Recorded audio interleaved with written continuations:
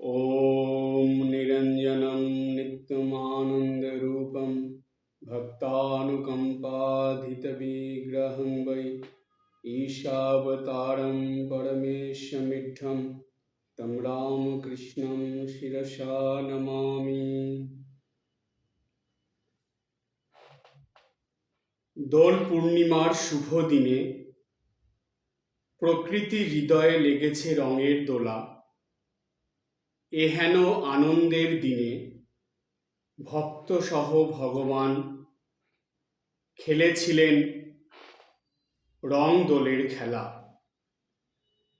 এমন খুশির আবির ভক্তদের দিয়ে ভগবান বাড়িয়ে তুলেছিলেন ভক্তজনের খ্যাতি। তাই এ শুভ দিনে ভগবানের চরণে জানাই আমার প্রণতি। ভগবান শ্রীকৃষ্ণ ব্রজগোপীদের নিয়ে, রাধাকে সঙ্গে নিয়ে দোলযাত্রার দিনে যে দোল উৎসব করেছিলেন সেটা ছিল ভগবানের দোলযাত্রার লীলা। সেই দাপর যুগে ভগবান এই দোলের লীলাটা করে গিয়েছিলেন, দোলযাত্রার লীলা, যেটা হয়েছিল দোল পূর্ণিমার দিনে। একই ভগবান তিনি কলিযুগে এসেছিলেন। যেই ভগবান ত্রেতা যুগে রাম হয়ে এসেছিলেন, সেই ভগবানই দাপর যুগে কৃষ্ণ হয়ে এসেছিলেন। তিনি কলিযুগে এসেছিলেন রামকৃষ্ণ হয়ে। তাই এই কলিযুগে ভগবান রামকৃষ্ণ তিনি এই দোলযাত্রার দিনে লীলা করেছিলেন দক্ষিণেশ্বরে। আজকে আমরা কলিযুগের ভগবানের যে দোলযাত্রার লীলা, সেই লীলা শ্রবণ করব এবং ধ্যানের দ্বারা দর্শন করব।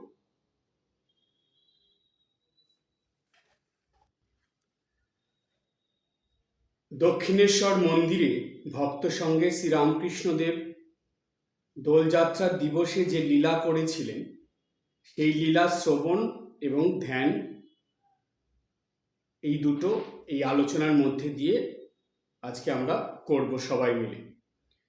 তো সেই কারণেই আজকের আলোচনাটা একটু অন্যরকম, শ্রবণের মধ্যে দিয়ে ধ্যানের আলোচনা। আপনারা সবাই চোখ বন্ধ করে যে বসেছেন, নিশ্চয়ই দক্ষিণেশ্বরে সবাই গেছেন, দক্ষিণেশ্বর দেখেছেন। আপনারা দক্ষিণেশ্বরের কথা ভাবতে থাকুন। শরীরটা আপনার বাড়িতে থাক, মনটাকে দক্ষিণেশ্বরে নিয়ে চলে যান। দক্ষিণেশ্বরে ঠাকুরের ঘর, দক্ষিণেশ্বরে মায়ের মন্দির, রাধাকৃষ্ণের মন্দির, শিব মন্দির, দক্ষিণেশ্বরের ওই ঠাকুরের ঘরের থেকে মায়ের মন্দিরে যাওয়ার মাঝখানে চাতাল, এগুলো সব ভাবতে থাকুন। মনটাকে সম্পূর্ণ দক্ষিণেশ্বরে নিয়ে চলে যান। গিয়ে দক্ষিণেশ্বরের কথা ভাবুন।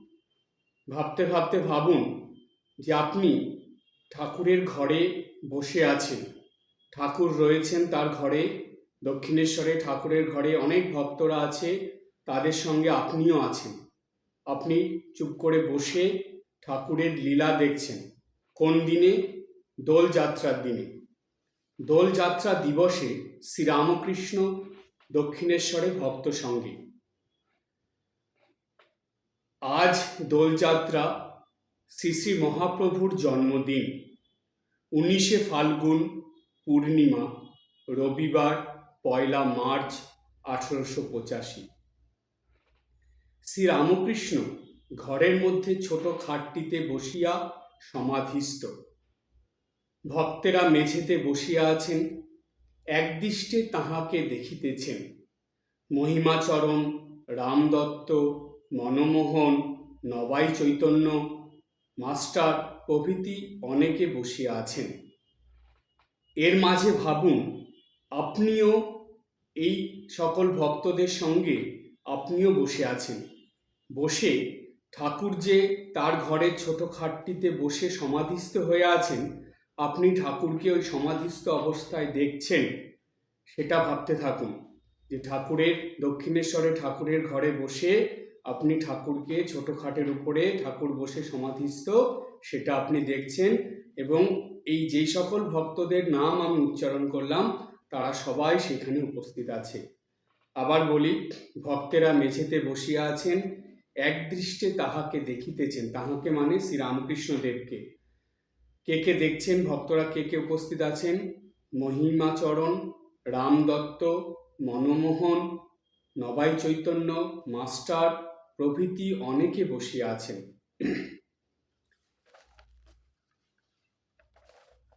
এবার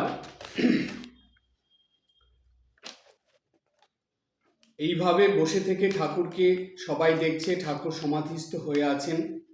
কিছুক্ষণ পর ঠাকুরের সমাধি ভঙ্গ হলো। সমাধি ভঙ্গের পরে ঠাকুর বলছেন নবাই চৈতন্যকে গান করতে। আপনি কিন্তু এটা ভাববেন যে আপনি ঠাকুরের ঘরেই বসে আছেন। ঠাকুর ধীরে ধীরে প্রকৃতিস্থ হলেন, অর্থাৎ সমাধি ভঙ্গ হলো ঠাকুরের। ঠাকুর সমাধি থেকে জেগে উঠলেন।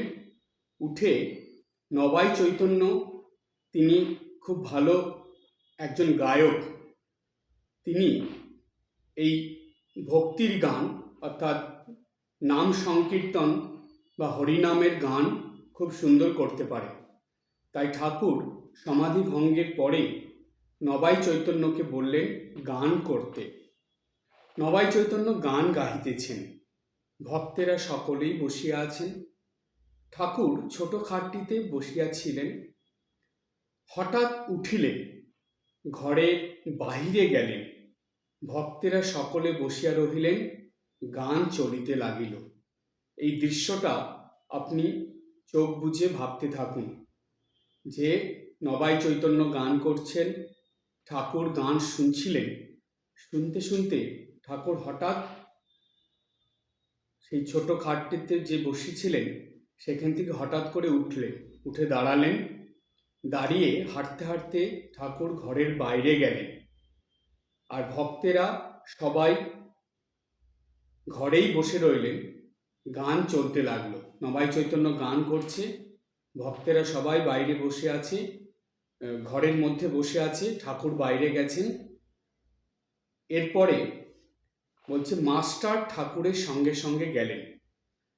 আপনি নিজে ভাবুন যে আপনি ঠাকুরের ঘর থেকে উঠে ধীরে ধীরে ঘরের বাইরে আসলেন।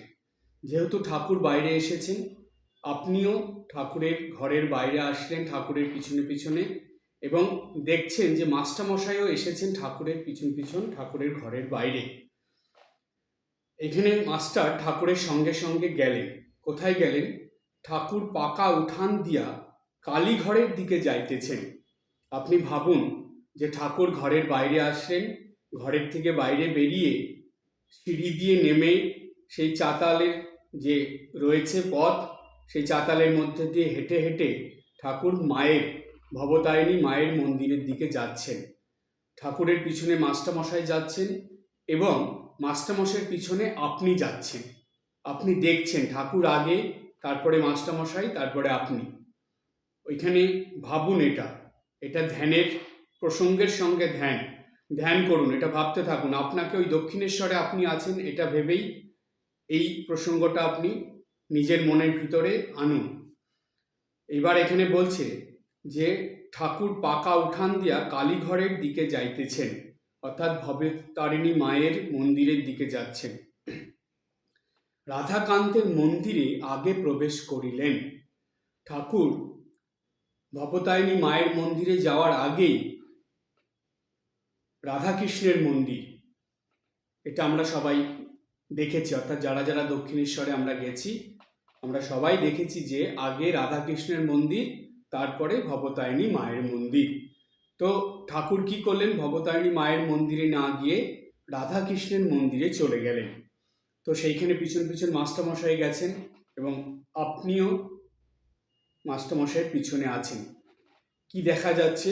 যে ঠাকুর রাধাকান্তের মন্দিরে আগে প্রবেশ করলেন, ভূমিষ্ঠ হইয়া প্রণাম করিলেন, অর্থাৎ একদম যেটাকে বলে ষষ্ঠাঙ্গ প্রণাম, সেই রকম প্রণাম করলেন ঠাকুর, ভূমিষ্ঠ হয়ে প্রণাম করলেন রাধাকান্তের মন্দিরে। তাহার প্রণাম দেখিয়া মাস্টারও প্রণাম করিলেন। ঠাকুরের ওই রকম ভূমিষ্ঠ প্রণাম দেখে ঠাকুরের যে সঙ্গে গিয়েছিলেন মাস্টারমশাই, তিনিও ভূমিষ্ঠ হয়ে প্রণাম করলেন। এবার মাস্টারমশাইকে ওইভাবে প্রণাম করতে দেখে, ঠাকুরকে দেখে আপনি ভাবুন যে আপনিও সেইভাবে প্রণাম করলেন, অর্থাৎ রাধাকান্তের মন্দিরে মাস্টারমশাইয়ের প্রণাম করার পর আপনিও প্রণাম করে নিলেন। এবার ঠাকুরের সম্মুখে থালায় আবির ছিল। রাধাকান্তের মন্দির, সেই রাধাকান্তের মন্দিরের সামনে থালার মধ্যে আবির রাখা ছিল। কেন আবির ছিল? যেহেতু সেদিন দোল পূর্ণিমার দোলযাত্রা উৎসব, অর্থাৎ মহাপ্রভুর জন্মদিন। সেই দিন দোল পূর্ণিমা, মহাপ্রভুর জন্মদিন এবং দোল যাত্রা উৎসব, তাই আবির রাখা ছিল। ঠাকুরের সম্মুখে থালায় আবির ছিল। ঠাকুরের সম্মুখে মানে রাধাকান্ত যে মূর্তি, এখানে তাকে মাস্টারমশাই লিখছেন ঠাকুর বলে। সেই ঠাকুরের সম্মুখে থালার মধ্যে আবির। তারপরে মাস্টারমশাই লিখছেন, আজ শ্রী শ্রী দোলযাত্রা, ঠাকুর শ্রীরামকৃষ্ণ তাহা ভুলেন নাই। এখানে দেখুন, ঠাকুরের সম্মুখে থালায় আবির ছিল মানে রাধাকান্তের সম্মুখে। আর ঠাকুর শ্রী রামকৃষ্ণের কথা বলতে গিয়ে মাস্টারমশাই কিন্তু পুরো নামটা বললেন আজ শ্রী শ্রী দোলযাত্রা, ঠাকুর শ্রী রামকৃষ্ণ তাহা ভুলেন নাই। ঠাকুরের মনে আছে আজকে যে দোলযাত্রা, তাই তিনি এসে রাধাকান্তের মন্দিরে ভূমিষ্ঠ হয়ে প্রণাম করে সেই আবির নিয়ে, যে আবির ছিল সেটা ঠাকুর নিলেন। কি করলেন? মাস্টারমশাই বলছেন, থালার আবির লইয়া শ্রী শ্রী রাধাশ্যামকে দিলেন, আবার প্রণাম করিলেন। ঠাকুর কি করলেন? সেই থালার থেকে আবির নিলেন, নিয়ে রাধাশ্যামের চরণে দিলেন, দিয়ে আবার প্রণাম করলেন। ঠাকুর দেওয়ার পর মাস্টারমশাই দিলেন। ভাবুন, আপনিও সেইখানে রাধাশ্যামের চরণে আবির দিলেন। ঠাকুর, এই যে প্রসঙ্গটা আমরা পড়লাম, যেটা মাস্টারমশাই লিখেছেন, এই দোলযাত্রার দিনে ঠাকুর যেটা করেছেন, এর দ্বারা কিন্তু ঠাকুর সমগ্র মানব জাতিকে, অর্থাৎ বিশেষ করে সকল ভক্তদেরকে কিছু শিক্ষা দিচ্ছেন। আপনাদের একটা কথা আমি বলেছিলাম, বারবার যেটা বলি, আবারও বলছি, কথাটা আপনারা একটু খেয়াল রাখবেন। সেটা হলো, অবতার পুরুষরা, ভগবান যখন মানব দেহ ধারণ করে অবতার হয়ে আসেন, এসে তারা যা যা করেন সবই কিন্তু সমগ্র মানব জাতির শিক্ষার জন্য, বিশেষ করে ভক্ত মানুষদের শিক্ষা দেওয়ার জন্য, যে কিভাবে ভগবানের সঙ্গে নিজেকে যুক্ত রাখতে হয়, সেই শিক্ষা। ঠাকুরও কিন্তু এখানে শিক্ষা দিলেন।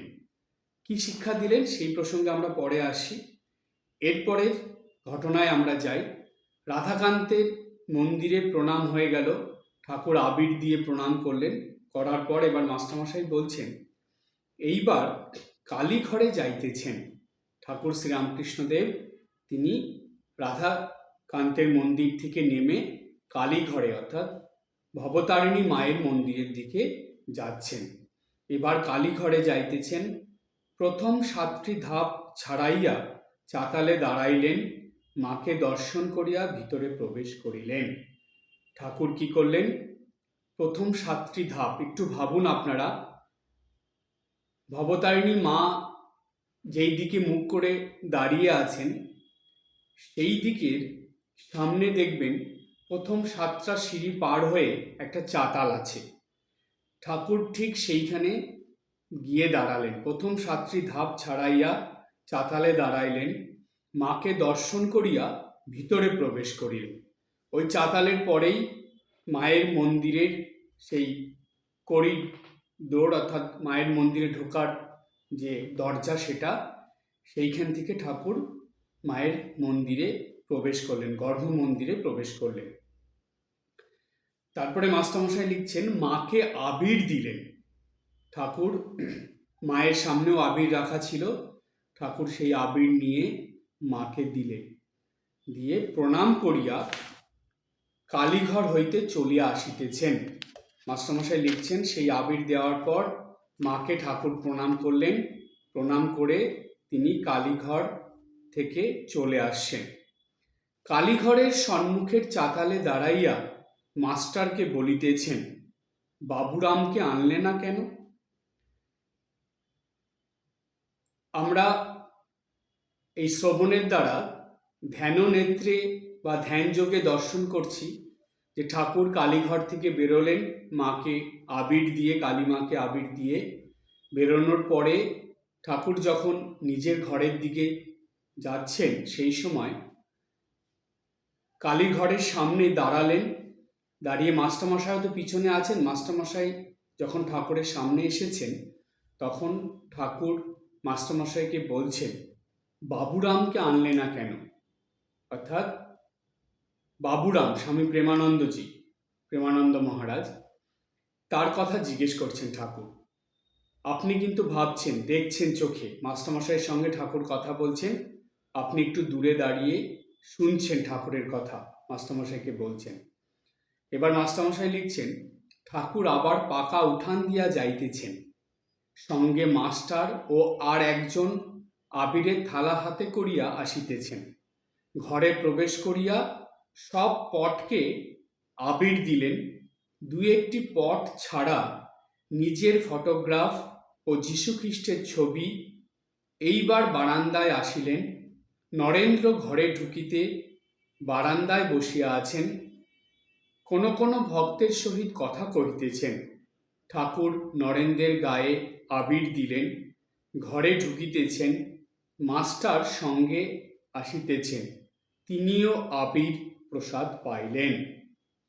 খুব সুন্দর প্রসঙ্গ এটা।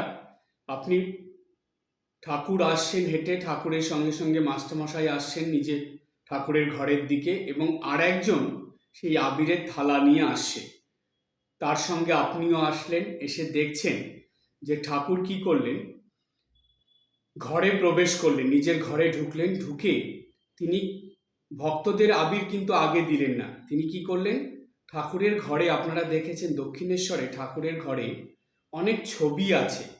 এখানে পট মানে হলো ছবি, বিভিন্ন দেবদেবীদের ছবি, নানা রকমের ছবি ঠাকুরের ঘরে আছে। এখনো পর্যন্ত সেগুলো ঠাকুরের ঘরে রয়েছে, গেলে দেখা যায়। ঠাকুর কি করলেন, সেই পটকে অর্থাৎ সেই ছবির মধ্যে আবির দিলেন। আবির দিয়ে ঠাকুর প্রণাম করলেন। তারপরে কি করলেন, ঠাকুর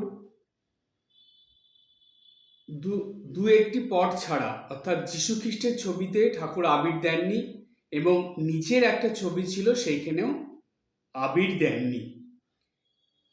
এবার ঘরে যখন সব ছবিতে আবির দিয়ে ঠাকুরের প্রণাম হয়ে গেল, প্রণামের পর ঠাকুর বারান্দায় আসলেন। এসে দেখছেন যে নরেন্দ্র, অর্থাৎ পরবর্তীকালে স্বামী বিবেকানন্দ, তিনি ঘরে ঢুকিতে বারান্দায় বসে আছেন। ঠাকুরের ঘরে ঢোকার আগেই যে বারান্দাটা, সেখানে নরেন্দ্র বসে আছে। কোনো কোনো ভক্তের সহিত কথা কইতেছেন। ওইখানে কিছু কিছু ভক্তরা ছিল, তাদের সঙ্গে নরেন্দ্রনাথ বসে বসে কথা বলছেন। ঠাকুর কি করলেন, এবার নরেন্দ্রের গায়ে আবির দিলেন। নরেন্দ্রকে আবির দিয়ে ঠাকুর ঘরে ঢুকলেন। ঘরে ঢুকে তিনি মাস্টারের সঙ্গে আসিতেছেন, তিনিও আবির প্রসাদ পাইলেন। এইবার নরেন্দ্রকে দেওয়ার পর ঠাকুর মাস্টারমশাইকে আবির দিলেন। এগুলো কিন্তু সব আপনার চোখের সামনে হচ্ছে, আপনি দেখছেন এগুলো। এইটা ভাবতে থাকবেন যে এগুলো যেই ঘটনাগুলো হচ্ছে দোলযাত্রার দিনে দক্ষিণেশ্বরে, আপনি সেখানে উপস্থিত থেকে সব দেখছেন। পরপর ঘটনাগুলো মনের ভিতরে আপনি ভাবতে থাকুন। ঠাকুর ছবিতে আবির দিয়ে প্রণাম করলেন, তারপরে বাইরে এসে নরেন্দ্রনাথকে আবির দিলেন, দিয়ে মাস্টারমশাইকে আবির দিলেন। তারপরে কি করলেন, বলছে ঘরে প্রবেশ করলেন। এরপরে বাইরেই মাস্টারমশাইকে আবির দিয়ে ঠাকুর আবার ঘরে প্রবেশ করলেন। ঘরে প্রবেশ করে কি করলেন, ঠাকুর যত ভক্তদের গায়ে আবির দিলেন, সকলেই প্রণাম করিতে লাগিল। ঠাকুর ঘরে যত ভক্তরা বসেছিল সবাইকে আবির দিতে লাগলেন ঠাকুর, এবং সকল ভক্তরা ঠাকুরকে প্রণাম করছে। ঠাকুরের যখন ভক্তদের আবির দিচ্ছেন, ভক্তরা আনন্দে ঠাকুরকে প্রণাম করছে। এই ভক্তদের মধ্যে আপনিও আছেন। ভাবুন, আপনার গায়েও ঠাকুর আবির দিলেন এবং আপনিও ঠাকুর শ্রী রামকৃষ্ণদেবকে প্রণাম করলেন। ঠাকুরের চরণে আবির দিয়ে আপনিও প্রণাম করলেন। এই যতটুকু প্রসঙ্গ পড়া হলো, সেই প্রসঙ্গটুকুর মধ্যে যে শিক্ষাটা আমরা পেলাম, সেই শিক্ষাটা একটু বলে নিই। আপনারা যেভাবে চোখ বন্ধ করে আছেন সেইভাবেই এই শিক্ষাটা একটু শুনে নিন, তারপরে আবার নতুন প্রসঙ্গে যাব। এইখানে ঠাকুর শিক্ষা দিলেন যে দোলযাত্রার দিনে কি করতে হবে ভক্তদেরকে। সবার প্রথমে সকালবেলা প্রার্থনা, জপ এগুলো করে নিয়ে বাড়িতে যেসব দেবদেবীরা থাকবে তাদের চরণে আবির দিয়ে প্রণাম করতে হবে। তাদের চরণে আবির দিয়ে প্রণাম করে বাড়িতে যারা সংসারে পরিবারে যারা আছে, ছোটদের বড়দের সবাইকে আবির দিতে হবে। বড়দের আবির তাদের বড়দের পায়ে দিয়ে তাদেরকে প্রণাম করতে হবে এবং ছোটদের আবিরের কপালে বা গালে আবির দিয়ে ছোটদের কাছকে বলতে হবে বা ছোটদেরকে শেখাতে হবে যে তারা যাতে সেই আবির বড়দের চরণে দিয়ে প্রণাম করে। ভক্তরা সবাই ঠাকুর যখন তাদেরকে আবির দিচ্ছেন, সবাই কিন্তু ঠাকুরের কাছ থেকে আবির পাওয়ার পরে ঠাকুরের চরণে আবির দিয়ে প্রণাম করলেন। শিক্ষা এটাই যে পরিবারের, সংসারের বা সকল ভক্তদেরকে তাদের বাড়িতে বা মন্দিরে যেখানেই ভক্তরা যান না কেন, সবার আগে যত দেবদেবী থাকবে সবার চরণে আবির দিয়ে প্রণাম করতে হবে। এবং দ্বিতীয় কাজ হলো, বাড়িতে যতজন রয়েছে ছোট বড় সবাইকে আবির দিতে হবে। ছোটদেরকে শেখাতে হবে বড়দেরকে যাতে চরণে আবির দিয়ে তাদের প্রণাম করে। এবং আপনি যখন বড়দেরকে আবির দেবেন, তখন বড়দের চরণে আবির দিয়ে আপনিও প্রণাম করবেন। ঠাকুর এই যে লীলা করেছিলেন ভক্ত সঙ্গে দক্ষিণেশ্বরে, এই লীলার মধ্যে দিয়ে পরোক্ষভাবে ভক্তদেরকে দোল পূর্ণিমার বা দোলযাত্রার শুভ দিনে একটা শিক্ষা দিলেন, কিভাবে আবির দিয়ে সমস্ত দেবদেবীদের প্রণাম করতে হয়, গুরুজনদের বড়দের আবির দিয়ে প্রণাম করতে হয় এবং ছোটদেরকে আবির দিয়ে তাদের প্রণাম গ্রহণ করতে হয়। এই ঠাকুরের একটা প্রসঙ্গ। এই প্রসঙ্গটা ভাবলে অনেকক্ষণ একটা ধ্যানের বিষয় আমরা পেয়ে যাই। এরপরে দ্বিতীয় ধ্যানের বিষয়ে আসব। ঠাকুর ঘরে প্রবেশ করলেন, যত ভক্তদের গায়ে আবির দিলেন, সকলেই প্রণাম করিতে লাগিলেন। অপরাহ্ন হইল, ভক্তেরা এদিক ওদিক বেড়াইতে লাগিলেন। ঠাকুর মাস্টারের সঙ্গে চুপি চুপি কথা কহিতেছেন। কাছে কেহ নাই, ছোকরা ভক্তদের কথা কহিতেছেন। বলছেন, আচ্ছা, সবাই বলে বেশ ধ্যান হয়, পল্টুর ধ্যান হয় না কেন? নরেন্দ্রকে তোমার কিরকম মনে হয়? বেশ সরল, তবে সংসারের অনেক তাল পড়েছে, তাই একটু চাপা, ও থাকবে না। ঠাকুর মাস্টারমশাইয়ের সঙ্গে কথা বলছেন।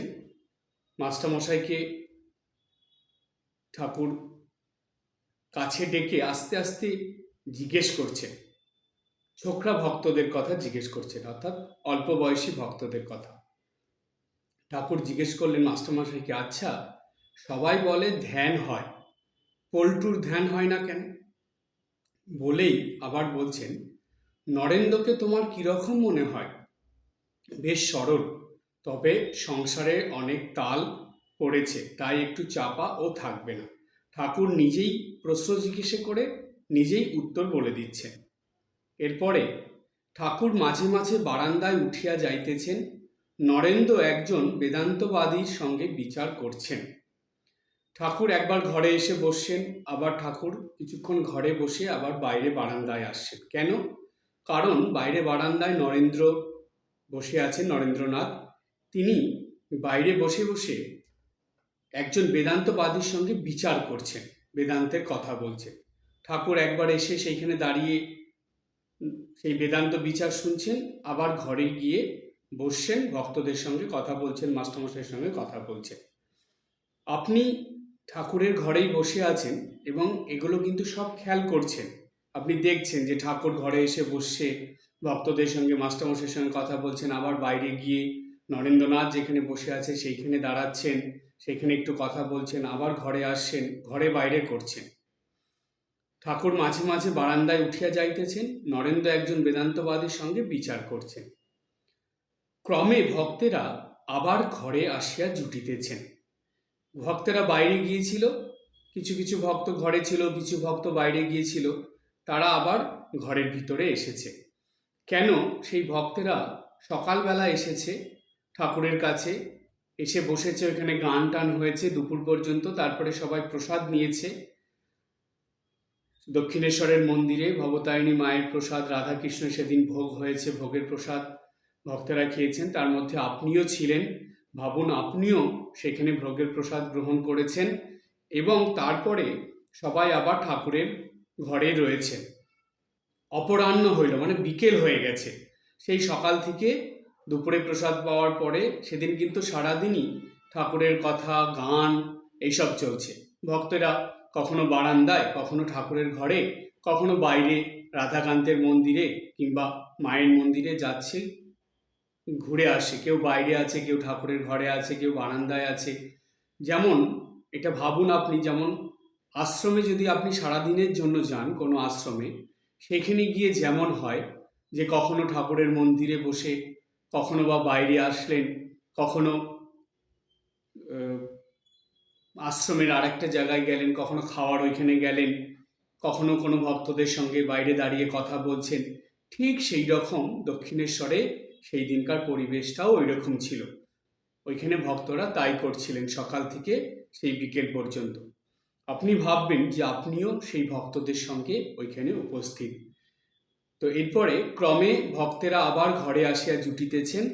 মহিমাচরণকে স্তব পাঠ করিতে বলিলেন। ঠাকুর মহিমাচরণকে স্তব পাঠ করতে বললেন। মহিমাচরণ খুব সুন্দর দেবদেবীদের স্তব পাঠ করতে পারতেন এবং বিভিন্ন শাস্ত্রের থেকে তিনি স্তব পাঠ করতেন। মহিমাচরণকে স্তব পাঠ করতে যখন ঠাকুর বললেন, তখন মহিমাচরণ কি করলেন? মহানির্বাণ তন্ত্র থেকে স্তব পাঠ শুরু করলেন। মহিমাচরণ মহানির্বাণ তন্ত্রের থেকে কি পাঠ করছেন? বলছেন, হৃদয় কমল মধ্যে নির্বিশেষং নিরীহম হরিহর বিধিবেদ্যম যোগীর্ভিধ্যানগম্যম জনন মরণ ভীতিভ্রংশী সচ্চিৎস্বরূপম সকল ভুবন বীজম ব্রহ্ম চৈতন্যম মৃঢ়ে।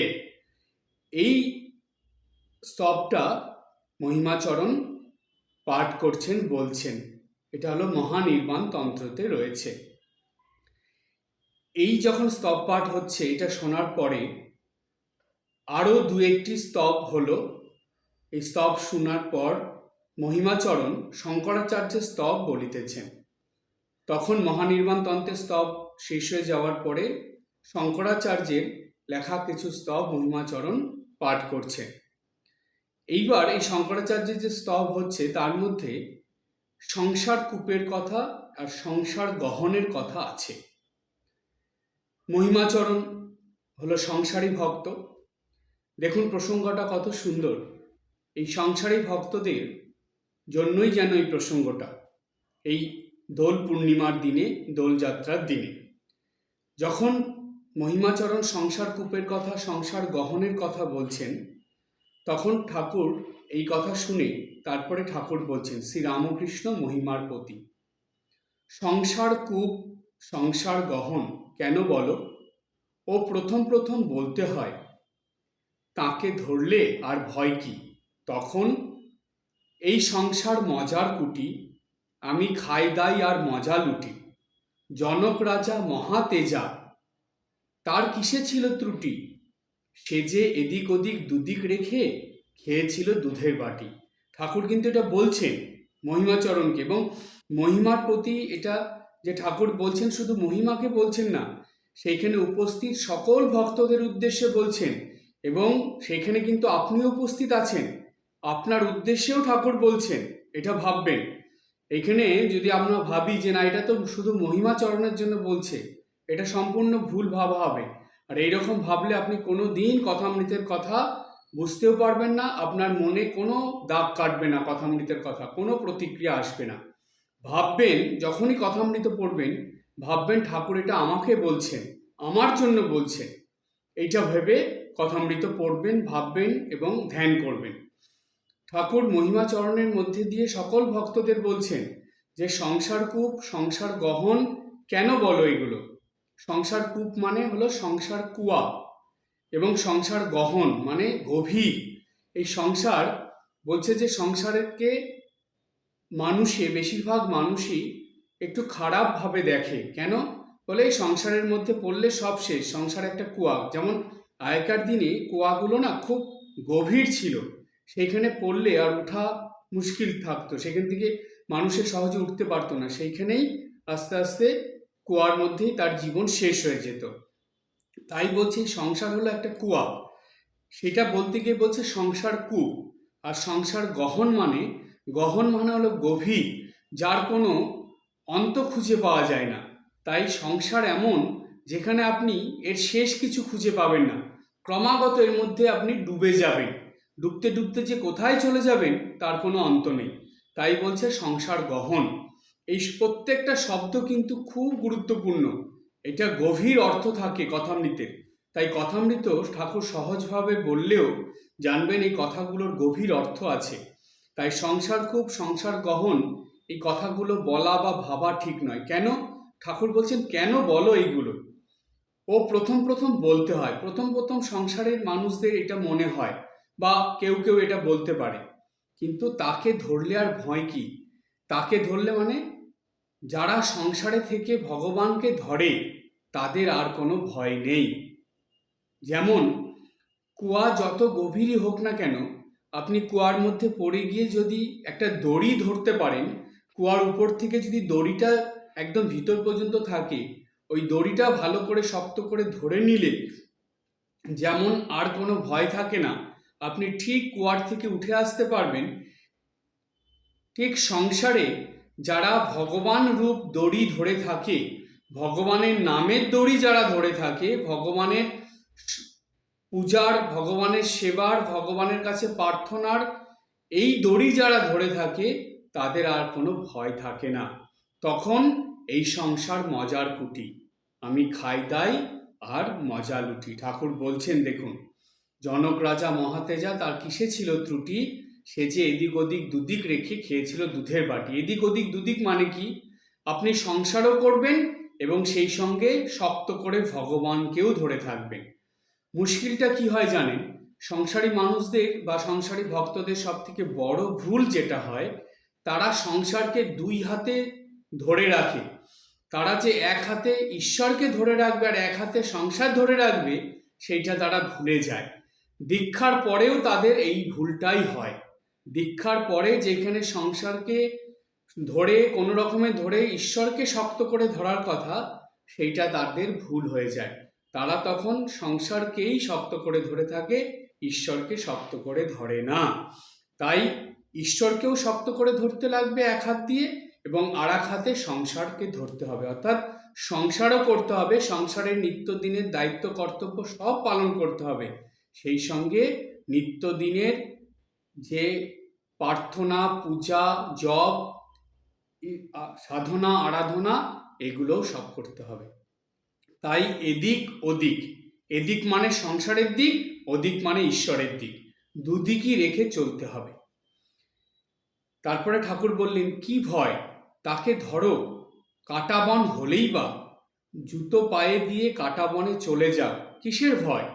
যে বুড়ি ছয় সে কি আর চোর হয়? কত সুন্দর উদাহরণ, ছোট্ট ছোট্ট কথা, এত গুরুত্বপূর্ণ, এত গভীর তার অর্থ। একটু বুঝতে পারলেই যেন সংসারে হাসিতে খুশিতে সংসারে মানুষ তার সংসার জীবন যাপন করতে পারে। শুধু ঠাকুরের কথাগুলো একটু স্মরণ মনন করা, একটু ধরে থাকা, একটু ধ্যান করা। ঠাকুর বলছেন সংসারে ভয় কি? তাকে ধরো, অর্থাৎ ভগবানকে ধরো, ধরে সংসার করো। কাটা বন হলেই বা, কাটা বন অর্থাৎ সংসারকে কাটা বন বলছেন ঠাকুর। মানুষ যখন বনের মধ্যে দিয়ে যায়, যদি বনের মধ্যে কাটা থাকে, খালি পায়ে হলে সেই পায়ে কাটা ফুটে যায়, কিন্তু পায়ের মধ্যে যদি জুতো পরা থাকে তাহলে আর কাটা ফোটে না, আর কাটার ভয় থাকে না। ঠিক তেমনি ঈশ্বরকে ধরে চললে সংসারের যতই কাটা থাকুক না কেন, সেটা আর আপনার মনের ভিতরে ফুটবে না, সেটা আর আপনার হৃদয়কে, মনকে বিদীর্ণ করে দেবে না। কেন? তার কারণ ঈশ্বর রূপ যে আবরণ, যে ভক্তি বিশ্বাসের আবরণ, যে জপের আবরণ, যে প্রার্থনা পূজা পাঠের আবরণ, সেই আধ্যাত্মিক আবরণ দিয়ে আপনি আপনার মনটাকে ঢেকে রেখেছেন। তাই সেইখানে সংসার রূপ কাটা আপনার মনকে ক্ষতবিক্ষত করে দিতে পারবে না। এবার বলছে যে বুড়ি ছয় সে কি আর চোর হয়? অর্থাৎ ভগবানকে যদি ধরে থাকেন তাহলে আপনি আর সংসারের মধ্যে ডুবিয়ে যাবেন না, অর্থাৎ সংসারের যে দোষ ত্রুটি কালিমা সেগুলো আপনার গায়ে আর লাগবে না। এবার বলছে জনক রাজা দুখানা তলোয়ার ঘোরাতো, একখানা জ্ঞানের একখানা কর্মের। পাকা খেলোয়াড়ের কি কিছু ভয় থাকে? ঠাকুর বলছেন পাকা খেলোয়াড়ের কিছু ভয় নাই। যে খেলোয়াড় পাকা, যে জানে কিভাবে খেলতে হবে, তার কি কিছু ভয় থাকে? তার আর খেলা নিয়ে ভয় থাকে না। তাই যে জানে যে এই সংসার হলো ঈশ্বরের সৃষ্টি, তাই ঈশ্বরকে ধরে সংসার করলে সংসারে আর কোনো ভয় নাই। এটাই ঠাকুর বুঝিয়ে দিলেন। ঠাকুর যে কথাগুলো বলছেন মহিমাচরণের মধ্যে দিয়ে সকল ভক্তদেরকে, সেখানে উপস্থিত সকল ভক্তদের উদ্দেশ্যে বলছেন, সমগ্র মানব জাতির উদ্দেশ্যে বলছেন, সেখানে আপনিও আছেন, আপনার উদ্দেশ্যেও স্বয়ং ভগবান শ্রীরামকৃষ্ণদেব এই কথাগুলো বলছেন।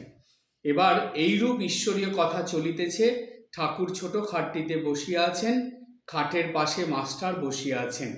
ঠাকুর মাস্টারকে ও যা বললে তাইতে টেনে রেখেছে। ও যা বললে তাইতে টেনে রেখেছে মানে মহিমাচরণ যে কথাগুলো বলছে সেগুলো মহিমাচরণকে ওই দিকে টেনে রেখেছে, অর্থাৎ ঈশ্বরের দিকে টেনে রেখেছে। সে সংসারী ভক্ত হয়েও তার মনটা সংসারের দিকে নেই, ঈশ্বরের দিকে রয়েছে।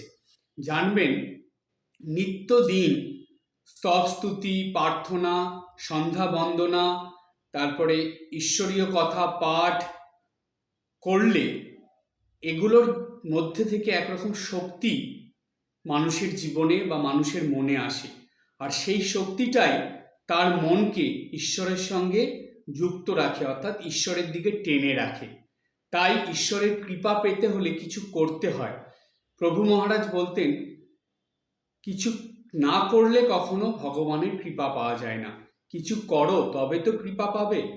তাই নিত্যদিন যারা জপ ধ্যান করে, পূজা পাঠ করে, স্তব স্তুতি করে, বন্দনা করে, সেই সকল ভক্তদের দিকে ভগবানের একটা বিশেষ আকর্ষণ বা টান থাকে, যেইটা সেই ভক্তটার মনের দ্বারা সেই ভগবানের সঙ্গে যুক্ত থাকে।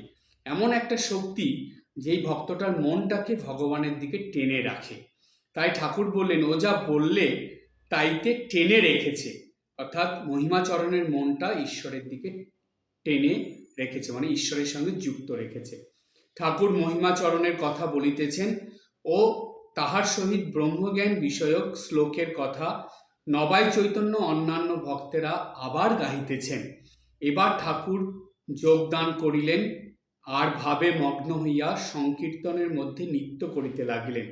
সেদিন যেহেতু শ্রী চৈতন্যদেবের জন্মদিন, এই দোল পূর্ণিমার দিনে, তাই চৈতন্যদেব যেমন সংকীর্তন করার সঙ্গে সঙ্গে নৃত্য করতেন, নাচতেন, ঠাকুরও দেখুন তিনি যে সেই চৈতন্য অবতারই আবার রামকৃষ্ণ অবতারে এসেছেন, একই অবতার, সেটার প্রমাণ দিলেন। সেই দিন ভক্তদের নিয়ে সকাল থেকে আনন্দ করে আবির খেলে যখন অপরাহ্ন হয়েছে, বিকেলবেলা এই রকম ভক্তদের উদ্দেশ্যে কিছু কথা বলে আবার হরিনাম সংকীর্তন শুরু হলো। ঠাকুর সেই হরিনাম সংকীর্তনে যোগ দিলেন, দিয়ে হরিনাম সংকীর্তন করতে করতে ভক্তদের সঙ্গে নৃত্য করতে শুরু করলেন। আপনি ভাবুন, আপনি কিন্তু সেইখানেই রয়েছেন ভক্তদের সঙ্গে, আপনিও হরিনাম সংকীর্তন করছেন, আপনিও ঠাকুরের কাছাকাছি আছেন, ঠাকুরের সংকীর্তন হরিনাম সংকীর্তন ঠাকুরও করছেন, ঠাকুর নৃত্য করছেন, ভক্তরা নৃত্য করছেন, আপনিও হরিনাম সংকীর্তন করতে করতে ঠাকুরের সঙ্গে নৃত্য করছেন, ভক্তদের সঙ্গে নৃত্য করছেন। এরপরে কীর্তনান্তে ঠাকুর বলিতেছেন, কীর্তন শেষ হলো, নৃত্য সংকীর্তন শেষ হলো, তার সঙ্গে নাচানাচি যে নৃত্য সেটাও শেষ হলো। তারপরে সবাই বসেছেন, ঠাকুরও সে বসেছেন, বসে সকল ভক্তদের উদ্দেশ্যে বলছেন খুব গুরুত্বপূর্ণ কথা। কি বললেন ঠাকুর? কীর্তনান্তে ঠাকুর বলিতেছেন, কীর্তনের শেষে ঠাকুর বলছেন, এই কাজ হলো আর সব মিথ্যা, প্রেম ভক্তি বস্তু আর সব অবস্তু। স্বয়ং ভগবান তিনি কি কথাটা বলে দিলেন দেখুন।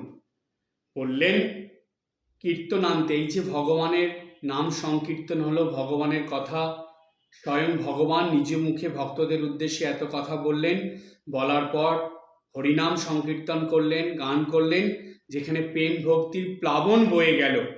তারপরে তিনি বলছেন, স্বয়ং ভগবান বলছেন, এই কাজ হলো আর সব মিথ্যা। এই কাজ হলো মানে প্রেম ভক্তি বস্তু আর সব অবস্তু। অর্থাৎ মনুষ্য জীবনে বা ভক্তর জীবনে সব থেকে মূল্যবান কি? প্রেম ভক্তি। প্রেম হলো ভগবানের প্রতি একনিষ্ঠ ভালোবাসা, আর ভক্তি হলো আমি যাই করছি সবই ভগবানের পূজা হিসাবে করছি, এই হলো ভক্তি। তাকে একনিষ্ঠ ভালোবাসা, তার ভালোবাসায় কোনো কোশ্চেন মার্ক থাকবে না, আমি ভগবানকে শুধু ভালোবাসার জন্যই ভালোবাসি, এর নামই, এই ভালোবাসার নাম প্রেম, শুধু ভালোবাসার জন্য ভালোবাসা, এই হলো প্রেম। এবং ভক্তি সকল কিছুই তার উদ্দেশ্যে, তার কথা স্মরণ করে এবং তার নামে, তার স্মরণ মননে মনে আনন্দ নিয়ে আন্তরিকতার সঙ্গে সব কিছু করাই হলো ভক্তি। এই প্রেম ভক্তি বস্তু আর সব অবস্তু। জাগতিক সকল কিছুই ক্ষণস্থায়ী, এগুলো মিথ্যা, এগুলো বস্তু নয়। বস্তু হলো এই প্রেম ভক্তি নিয়ে যেটা করা হয় ঈশ্বরের উদ্দেশ্যে, সেটাই হলো বস্তু। ঠাকুর বলে দিলেন সেই দিন দোল পূর্ণিমার দিনে, দোলযাত্রার উৎসবে, সেদিন দক্ষিণেশ্বরে কি উৎসবটাই ঠাকুর করেছিলেন। সকাল থেকে সন্ধ্যা পর্যন্ত হরিনাম সংকীর্তন হচ্ছে, সেইখানে সকল ভক্তরা আছেন, নরেন্দ্রনাথ আছেন, হরিনাম সংকীর্তন চলছে, সেখানে সকল ভক্তদের সঙ্গে আপনিও আছেন। আর এই সঙ্গে আর একটা কথা যেটা এখানে বলা নেই, সেটা আমাদের সবাইকে ভাবতে হবে। এটা শ্রবণ করার সঙ্গে সঙ্গে আমরা যখন ধ্যান করব, এই ধ্যানের দৃষ্টিতে, ধ্যাননেত্রে আমরা আর একটা জিনিস দেখব, সেটা হলো ঠিক দক্ষিণেশ্বরে ঠাকুরের ঘরে সোজাসুজি যে নহবতের ঘর আছে, সেই নহবতের ঘরের থেকে জগজ্জননী শ্রীমা সারদা দেবী তিনি সেইখানে দাঁড়িয়ে দাঁড়িয়ে এই দোল পূর্ণিমায়, দোলযাত্রার যে উৎসব চলছে দক্ষিণেশ্বরে ঠাকুরের ঘরে বারান্দায়, মা সেটা দাঁড়িয়ে দাঁড়িয়ে সেগুলো সব দেখছেন। মাও এই লীলার মধ্যে, মাও আছেন এবং সেই নহবতে থেকে এই লীলার আনন্দ তিনি উপভোগ করছেন, দেখছেন এবং তিনিও খুশিতে আনন্দে নহবতে রয়েছেন। এবং মার সঙ্গে যারা আছেন তারা সবাই এই বিশেষ দিনের এই লীলা দেখে, ভগবানের লীলা দেখে, ভক্তদের সঙ্গে ভগবানের আনন্দ দেখে, আবির খেলা, হরিনাম সংকীর্তন নৃত্য দেখে তারাও আনন্দিত হয়ে পড়েছেন। জগজ্জননী তার কাছে যেসব ভক্তরা ছিল তাদেরকে নিয়ে আনন্দিত হয়ে আছেন এবং এই আনন্দের মেলায় আপনি উপস্থিত আছেন। এই হলো দোল পূর্ণিমার দিনে ভগবানের দোলযাত্রা, লীলা শ্রবণ ও ধ্যান যোগে দর্শন। এটা যদি ভক্তরা করতে পারে তাহলে জানবেন স্বয়ং ভগবানের সঙ্গে তার মনের যে যোগাযোগ তৈরি হবে, সেই যোগাযোগের ফলে যে আনন্দ সে ভিতরে পাবে, এই আনন্দ স্বয়ং ভগবানের কাছ থেকে আসবে। তাই এই আনন্দকে বলা হয় দিব্যানন্দ, অর্থাৎ দৈবী আনন্দ তার মনকে ঘিরে থাকবে। তাই আপনাদের বলবো, এই বিশেষ বিশেষ দিনগুলো বা কথামৃতের যে ঘটনাগুলো আপনারা পড়বেন, সেই পড়ার সঙ্গে সঙ্গে ধ্যান করবেন। দেখবেন দক্ষিণেশ্বরে যে ঘটনাগুলো কথামৃততে বলা আছে, অন্য সব জায়গার কথা ছেড়ে দিন, শুধু দক্ষিণেশ্বরের যে ঘটনাগুলো, সেগুলো জানেন ভক্তদের ধ্যানের বিষয়।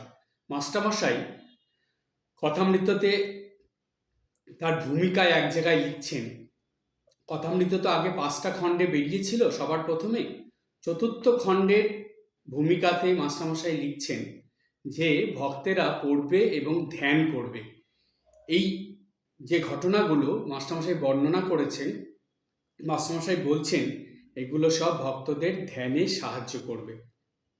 তাই দক্ষিণেশ্বরের যে ঘটনাগুলো কথামৃততে বর্ণনা করা আছে, জানবেন এগুলোই হলো ভক্তদের, বিশেষ করে রামকৃষ্ণ ভক্তমণ্ডলীর সকল ভক্তদের জন্য ধ্যানের সবথেকে সহজতম উপায় এবং সহজতম পথ।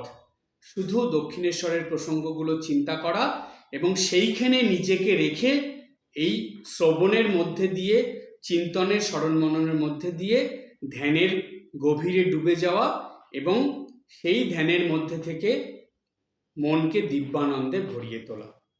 এই হলো ভগবানের লীলা চিন্তন এবং লীলা চিন্তনের মধ্যে দিয়ে ধ্যানের আনন্দ লাভ।